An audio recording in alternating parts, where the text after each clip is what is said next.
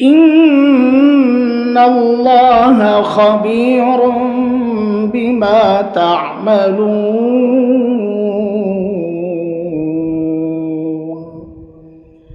আমানতু বিল্লাহ সাদাকাল্লাহুল আলিয়্যুল আযীম।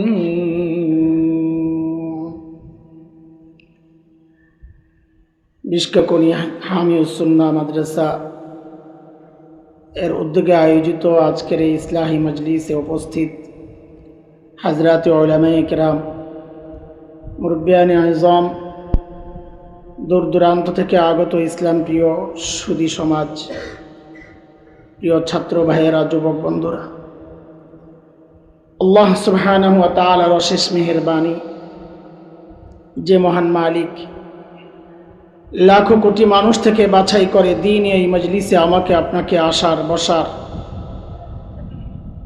কিছু কথা বলা ও শোনার তৌফিক দান করেছেন।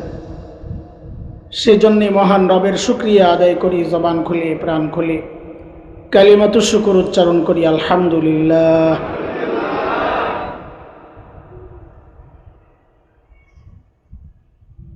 যে কোনো দিনই কাজ করতে পারা,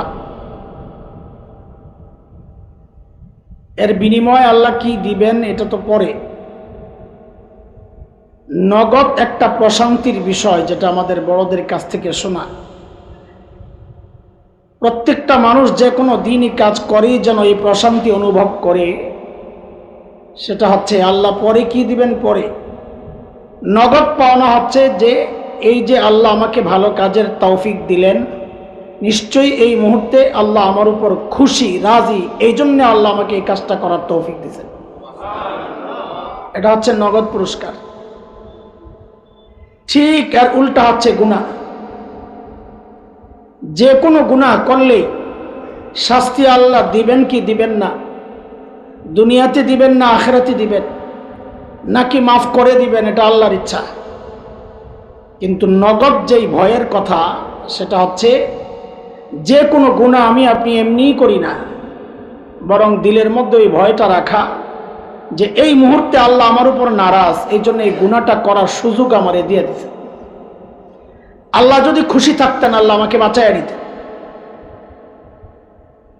এই জন্য নেক আমল করলে সাথে সাথে আল্লাহর শুকরিয়া আদায় করা, আলহামদুলিল্লাহ। গুনাহ করলে তাওবার সাথে সাথে আরো কিছু নেক আমল করে নেওয়া। ইন্নাল হাসানাত ইউযহিবনাস সাইয়্যাত। নেক আমল গুনাহকে মিটায়া দেয়। যা হইছে গুনাহ, এই নেক আমলের দ্বারা যেন আল্লাহ মাফ করে দেন। এই জন্য নেক আমলের পর, গুনার পর তাওবার সাথে সাথে কিছু নেক আমল করে নেওয়া। আমরা ঈশার নামাজ পড়েছি জামাতের সাথে, আল্লাহর শুকর, আলহামদুলিল্লাহ। আমাদের ইমাম সাহেব সূরা হাশরের কিছু আয়াত তেলাওয়াত করছেন 2 রাকাতে। 14 নম্বর আয়াত থেকে 20 নম্বর আয়াত পর্যন্ত এই আয়াতগুলো তিনি তিলাওয়াত করেছেন। এর মধ্যে আমি 18 নম্বর আয়াতটা আপনাদের সামনে তিলাওয়াত করছি। এই আয়াতকে সামনে রেখে আমি আমার নিজের হেদায়েতের জন্য কিছু কথা বলতে চাই। কথা যা বলবো আমি এটা বিশ্বাস করি এই কথাগুলো আপনাদের চেয়ে আমার বেশি দরকার। কারণ আমি এটা মনে করি যে এখানে সবচেয়ে বড় আসামি, অপরাধী আমি নিজে। হাকিমুল উম্মাহ থানবী রহমতুল্লাহ আলাইহি, এটা হযরতের একটা তর্জ। সেটা হচ্ছে তিনি বলতেন যে আমি যখন আমার মধ্যে কোনো রোগ দেখতাম, রোগ মানে অন্তরের ব্যাধি, শারীরিক রোগ না, তো আমি আমার ওই রোগ দূর করার জন্য চিকিৎসা হিসাবে ওই বিষয়ে বেশি বেশি বয়ান করতাম। এটাও একটা চিকিৎসা পদ্ধতি। সেই জন্য আমার যেগুলো রোগ মনে হয় আমি ওই বিষয়ে বেশি বেশি কথা বলার চেষ্টা করি। কেন? নিজের হেদায়েতের জন্য। হ্যাঁ, এমনভাবে বলার চেষ্টা করি যেন আমার মতো রোগী কেউ থাকলে তার উপকারে আসে, ব্যাস। এই জন্য সবাই মনে না করি যে আমারে বলতেছে, না, আমার মতো কেউ থাকলে তারে বলতেছে। 1 নম্বর আসামি আমি নিজে। আয়াতের তরজমাটা আগে একটু শুনি, তারপরে কিছু কথা আল্লাহ তাআলা যা বের করেন। সুবহানাকা লা ইলমা লানা ইল্লা মা আল্লামতানা ইন্নাকা আনতাল আলিমুল হাকীম। আল্লাহ তাআলা আমাকে আপনাকে ডেকে বলতেছেন, ও ইমানদারেরা, এই যে ডাকটা, এটা আল্লাহ তাআলার বড় মায়ার ডাক। কোরআনে আল্লাহ তাআলা ইমানদারদেরকে দুইভাবে ডেকেছেন। ইয়া আইয়ুহাল্লাযীনা আমানু, ও ইমানদারেরা, এটা একটা ডাক। কোথাও কোথাও ইয়া আইয়ুহান নাস, ইয়া আইয়ুহাল ইনসান, ও মানুষ, এইভাবেও ডেকেছে। এই যে দুই রকমের ডাক, হযরত মুফতি শফি রহমতুল্লাহ আলাইহি বলেন, এই দুই ডাকের মধ্যে অনেক পার্থক্য। কি পার্থক্য? তা হযরত বলেন, আমরা আমাদের সন্তানকে ডাকার ক্ষেত্রেও এই পার্থক্যগুলো করি। আমরা আমাদের সন্তানকে কখনো নাম ধরে ডাকি, কথার কথা বলে, এ আব্দুল্লাহ, এইভাবে ডাক দিলে সন্তান ভেতরে ভেতরে ভয় পায়, তার মধ্যে একটা অজানা আশঙ্কা কাজ করে, না জানি বাবা রেগে আছেন, ডাকের নমুনা তো ভালো না, ভয়ে ভয়ে কাজ করে। আবার বাবা আর সন্তানের মধ্যে যে সম্পর্ক, কখনো কখনো বাবা ওই সম্পর্ক ধরে ডাক দিয়ে বলেন, আব্বু, তখন সন্তান বুঝে আমার বাবা আমাকে মায়া করে ডাক দিছে। ঠিক আল্লাহ তাআলা যখন ডাকেন, ও মানুষ, আল্লাহ যেন নাম ধরে ডাকলেন, হয়তো আল্লাহ রেগে আছেন, কিন্তু আল্লাহর সাথে বান্দার যে সম্পর্ক, ঈমানের সম্পর্ক, ওই সম্পর্ক ধরে যখন আল্লাহ ডাক দিয়ে বলেন, ও ঈমানদারেরা, তখন বুঝে নেওয়া আমার মালিক আমাকে বড় মায়া করে ডাক দিয়েছে। আমি যে আয়াতে কারিমা তিলাওয়াত করেছি, এই আয়াতে আল্লাহ বড় মায়া করে ডাক দিয়ে কি বলতেছেন? আল্লাহ বলতেছেন, ইয়া আইয়ুহাল্লাযীনা আমানুত্তাকুল্লাহা ওয়াল তানজুর নাফসুম মা কদ্দামাত লিগাদ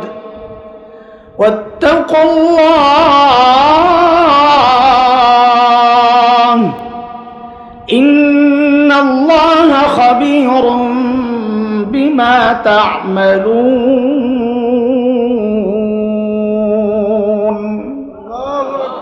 আল্লাহ বলেন, ও ইমানদারেরা, ইত্তাকুল্লাহ, আল্লাহকে ভয় করো।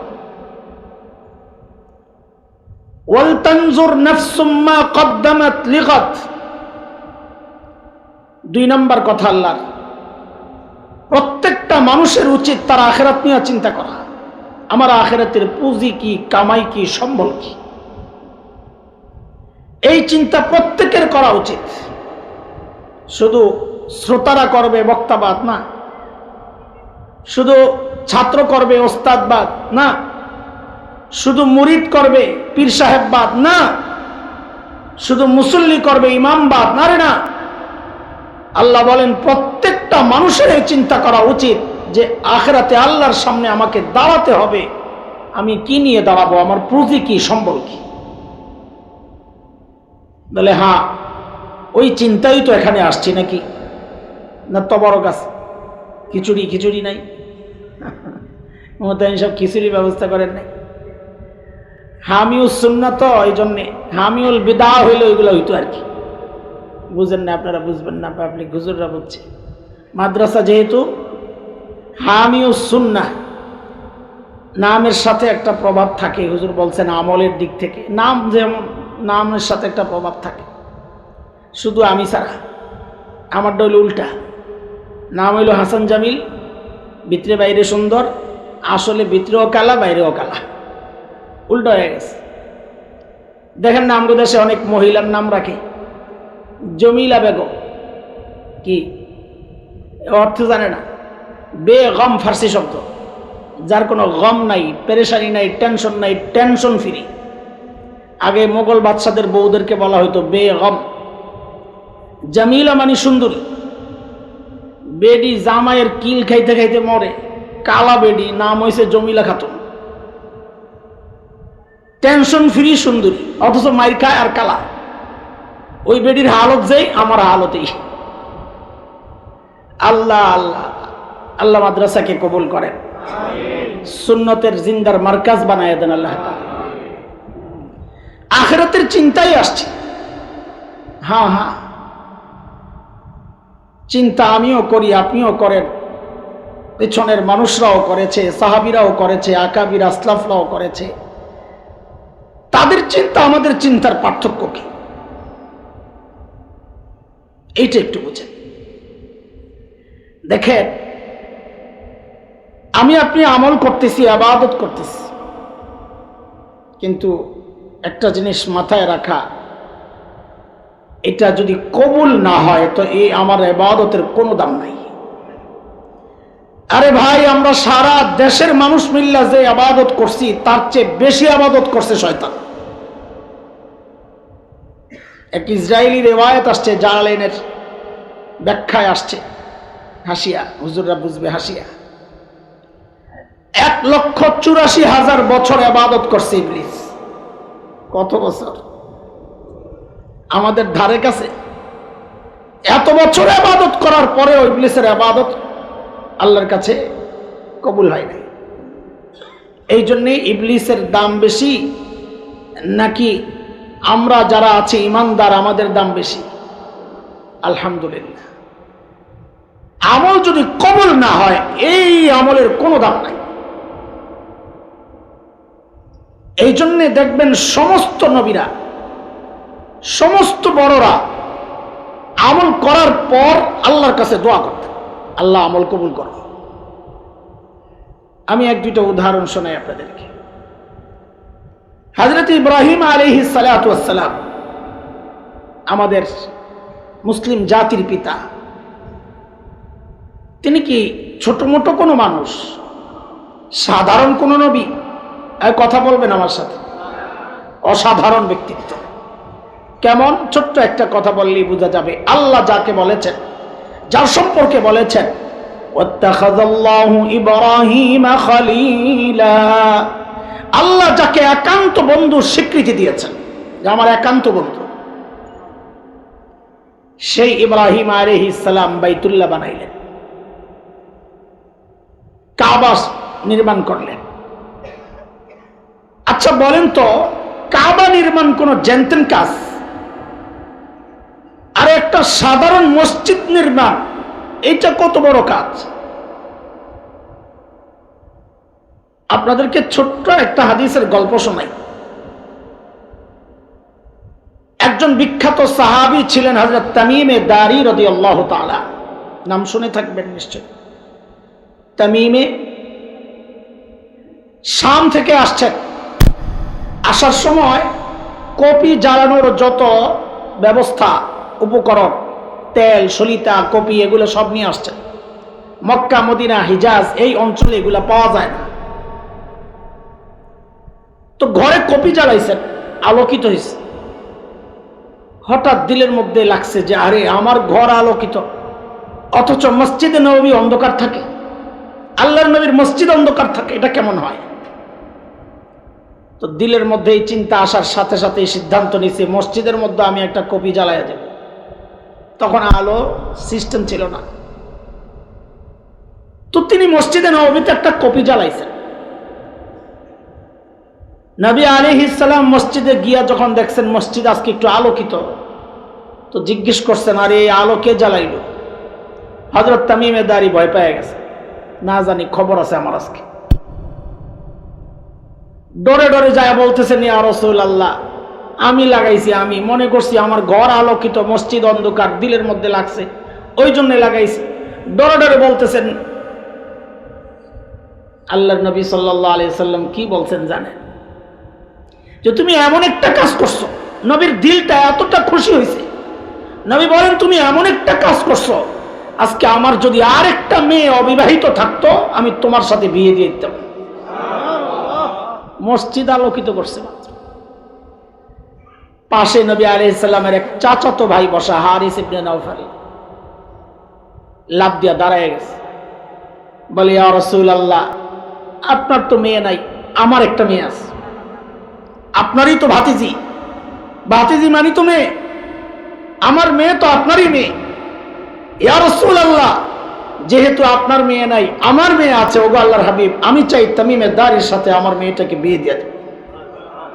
হয়ে গেছে মজলিসে বিয়া। এই গল্প শোনানো মাকসাদ না, যে মসজিদ আলোকিত করা এটা কত দামি কাজ, নবী কতটা খুশি হয়েছে। সেখানে কাবা নির্মাণ করতেছেন, বাইতুল্লাহ। এটা কত দামি কাজ হইতে পারে? মসজিদে হারাম আর আমাদের মসজিদ, সাধারণ মসজিদ, পার্থক্যটা কত? একটা সাধারণ মসজিদে নামাজ পড়লে যেই সওয়াব হয়, বাইতুল্লাহ নামাজ পড়লে তার চেয়ে 1,00,000 গুণ বেশি সওয়াব হয়। পার্থক্য বুঝতেছেন? 1,00,000 গুণ বেশি সওয়াবের দিক থেকে। মর্যাদা না, মর্যাদার হিসাব আলাদা, এটা সওয়াবের দিক থেকে 1,00,000 গুণ বেশি। সেই বাইতুল্লাহ নির্মাণ করে হযরত খলিল কি কোনো ভুল করছেন? ছোট মোটো কাজ করছেন? খলিল নিজে কি ছোট মানুষ ছিলেন? না। অথচ খলিল কি করছেন? কাজ শেষ হওয়ার সাথে সাথে সন্তানকে নিয়ে আল্লাহর কাছে হাত উঠাইছে। কি বলে? কোরআন বলতেছে, وَإِذْ يَرْفَعُ إِبْرَاهِيمُ الْقَوَاعِدَ مِنَ الْبَيْتِ وَإِسْمَاعِيلُ رَبَّنَا تَقَبَّلْ مِنَّا إِنَّكَ أَنْتَ السَّمِيعُ الْعَلِيمُ।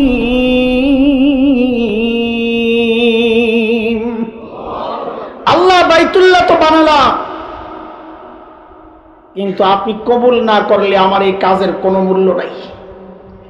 তাই আমি চাচ্ছি আপনার কাছে, আল্লাহ আমার এই কাজকে আপনি কবুল করে দেন। কি বোঝা গেল? যে কোনো আমল করে একদম নিশ্চিন্ত মনে বসে না থাকা যে আমার আমল কবুল হয়ে গেছে। আর আমল যদি কবুল না হয় আর কোনো মূল্য নাই, এটা আগে মাথায় ঢোকা। প্রমাণ ইবলিস। বলেন প্রমাণ কি? ইবলিস। এর বাবা এটা একটু ধাক্কা দাও।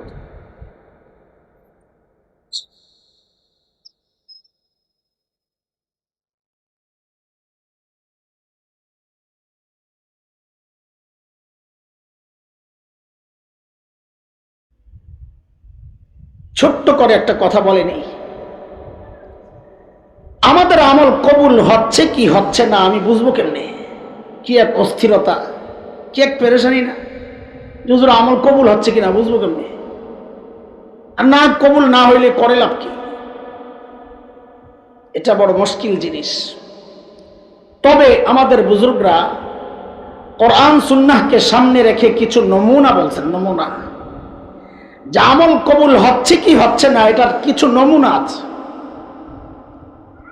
একটা নমুনা আপনাদেরকে শোনায় আমি আমার মূল পয়েন্টে চলে যাব ইনশাআল্লাহ। কোরআনে আল্লাহ তাআলা এক জায়গায় বলেন, সানাস্তাদরিজুহুম মিন হাইসু লা ইয়ালামুন। কিছু মানুষ এমন আছে যাদেরকে ধীরে ধীরে আমি নিচে নামায়া দিই, তারা টের পায় না। মর্যাদায় উপরে ছিল, আমি ধীরে ধীরে নিচে নামায়া দিই, টের পায় না। দেখেন দুইটা সমস্যা, এক হচ্ছে নিচে নামায়া দেওয়া এক সমস্যা, টের না পাওয়া আরেক সমস্যা। কারণ টের পাইলে সংশোধনের সুযোগ থাকে।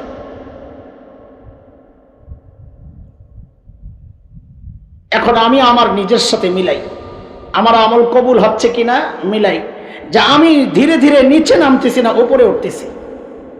বুঝবো কেমনি? খুব সহজ। জিন্দেগির আগের হালতের সাথে পরের হালত মিলান।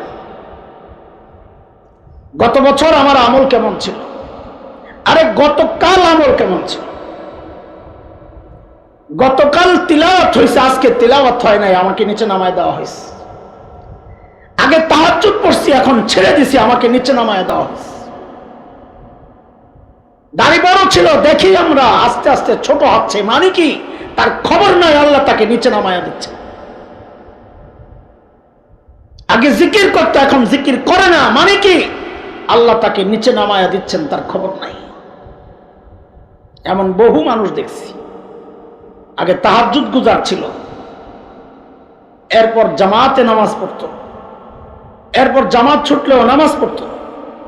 আস্তে আস্তে আস্তে আস্তে দুনিয়ায় এমন ভাবে মশগুল হয়েছে যে এখন নামাজ পড়ার তৌফিকও হয় না। তার মানে হচ্ছে তার আগের আমল কবুল হয় নাই।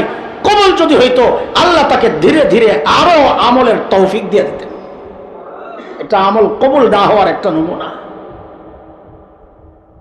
এই আসামি আমরা অনেক, আমরা তো নিশ্চিন্তায় বসে আছি। আজকে যাইয়া মিলাইয়েন তো যে আসলে আমার কি হালত, আমার কি হালত। যেহেতু কথাটা করছে আরেকটু বলি এই সম্পর্কে, সেটা হলো আমল কবুল কেমনে হয় হুজুর, এটাও তো আরেক সমস্যা। সমাধান আছে, বড়দের কাছ থেকে আমরা শুনে শুনে কোরআন হাদিস দেখে দেখে শিখছি, সমাধান আছে।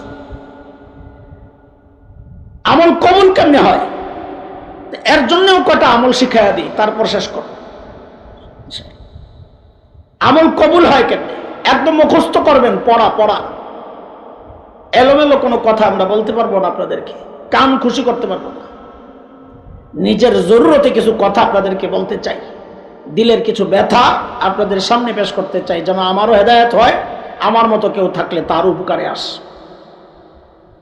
রং ঢং করতে পারবো না আপনাদের সামনে। আমল কবুল হওয়ার জন্য একটা বড় শর্ত হচ্ছে, অতীত থেকে আমরা দেখেছি খলিল কি করছেন, আমলের পর কি করছেন বলেন, সবাই বলেন, জোরে কন, কি করছেন, আবার বলেন, সবাই বলেন। কাজে বোঝা গেল আমলের পর কি করা। হ্যাঁ, আমল কবুলের জন্য এটা একটা শর্ত, আল্লাহর কাছে দোয়া করা, নিজের আমলের ভরসায় নিশ্চিন্ত না থাকা। আমার যে আমল এটা আল্লাহর পর্যন্ত পৌঁছা মুশকিল, ও আল্লাহ আমার আমল এতটা উপযুক্ত না, আপনি তো উপযুক্ত, আপনি কবুল করে নেন। এক নাম্বার। দুই নাম্বার হচ্ছে, এটা তো গল্প বলা লাগবে না, এই দুই নাম্বারটা বোঝানো কঠিন হবে। হযরত আদম আলাইহিস সালাতু ওয়াস সালামের দুই ছেলে ছিল, জানেন আপনারা? জানেন না? বলেন তো নাম। হাবিল, মাশাআল্লাহ। এক ভাই আরেক ভাইকে হত্যা করছে, তা জানেন? কে কাকে হত্যা করছে? কাবিল হাবিল। মাশাআল্লাহ, আপনারা তো অনেক কিছু জানেন, আলহামদুলিল্লাহ। এই প্রসঙ্গটা কোরআন আল কারীমের সূরা মায়েদায় আসছে। আমি একটা আয়াত পড়ি, তারপরে আমাদের মূল পয়েন্টটা আমরা উঠাবো ইনশাআল্লাহ। আল্লাহ তাআলা আমার নবীকে উদ্দেশ্য করে বলতেছেন, ওয়াতলু আলাইহিম নাবা ইবনাই আদম বিল হক ইয ক্বাররাবা কুরবানান ফাতুকব্বিলা মিন আহাদিহিমা ওয়া লাম ইউতাকাব্বাল মিনাল আখার ক্বালা লাআকতুলান্নাক قال إنما يتقبل الله من المتقين।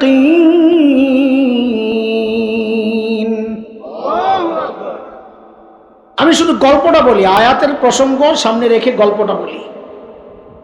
দুই ভাইয়ের মধ্যে লড়াই, এক বোনকে বিয়ে করা নিয়ে, আকলি মানা। আমি গল্পের একদম গভীরে যাব না, আমার এটা উদ্দেশ্য না, সময় নষ্ট হবে। যতটুকু দরকার ততটুকু বলছি। হিসেব মতো বিয়ের সিদ্ধান্ত হয় হাবিলের সাথে, কিন্তু কাবিল নাছরবান্দা, ওটা একটু সুন্দরী বেশি ছিল। কাবিল বলে বিয়ে আমি করব। তো বলে ঠিক আছে, চলো আমরা লটারি দেই। লটারি, আমি বুঝানোর জন্য বললাম লটারি, আসলে লটারির কথা বলে নাই, বলছে কোরবানি দেই, যার কোরবানি কবুল হয় সে বিয়ে করবে। তো দুই ভাই কোরবানি দিছে। কি, হাবিল নিয়ে আসছে একটা ছাগল টাইপের কিছু, কাবিল নিয়ে আসছে কিছু পচা সবজি। মন দিল খারাপ তো, দান করার সময় পচাটাই দেয়। আমাদের বদ অভ্যাস আছে, দান করার সময় পকেট থেকে টাকাটা বাইর করে পুরানডারে বাইর করে, নতুনটা কি খায়ালে ভিতরে, আর নতুনটা খরচ হবে না। এটা একটা শয়তানি, এটা দুনিয়ার মহাব্বত আলামত। তো কাবিল নিয়ে আসছে পচা তরকারি। আল্লাহ তাআলা হাবিলের কোরবানি কবুল করছেন। এখন কে বিয়ে করবে? হাবিল, তার কোরবানি কবুল হয়েছে। দুনিয়ার যত জালিম আছে সমস্ত জালিম একটা জায়গায় এক, সেটা হচ্ছে সিস্টেম মতো আগাইতে না পারলে তখন পেশি শক্তি দেখায়। দেখেন নাই অতীতে? নিয়ম মতো ভোটে আসলে কবে পড়া যায়, কিন্তু পিডাইয়া পিডাইয়া আপনার করে শাসন করে গেছে। কেন? সব জালিমের সিস্টেম এটা, সিস্টেমে আগাইতে না পারলে লাঠি দেখায়। তো কাবিল ওই কথাই বলছে, কাই লাআকতুলান্নাক, আমি তোরে মেরেলাম। তা হাবিল বলে ভাই আমার কি দোষ, আমার কি দোষ? আল্লাহ তোমাকে কবুল করেন নাই তোমার আমল। এটা হচ্ছে আমাদের পয়েন্ট। ইন্নামা ইয়াতাকাব্বালুল্লাহু মিনাল মুত্তাকিন। হাবিল বলতেছে যে আল্লাহ তাআলা আমল কবুল করেন মুত্তাকির আমল। তুমি মুত্তাকি না, তুমি পাপিষ্ঠ, তোমার আমল কেন কবুল হবে?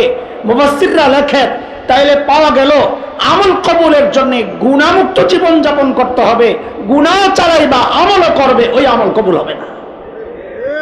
আমি আপনি কি করে আশা করি দাড়িগুলারে সাচ্চা ইহুদি নাসারার মতো চেহারা বানাবো, আমার সেজদা আল্লাহ কবুল করবেন? কি করে আশা করি? আমি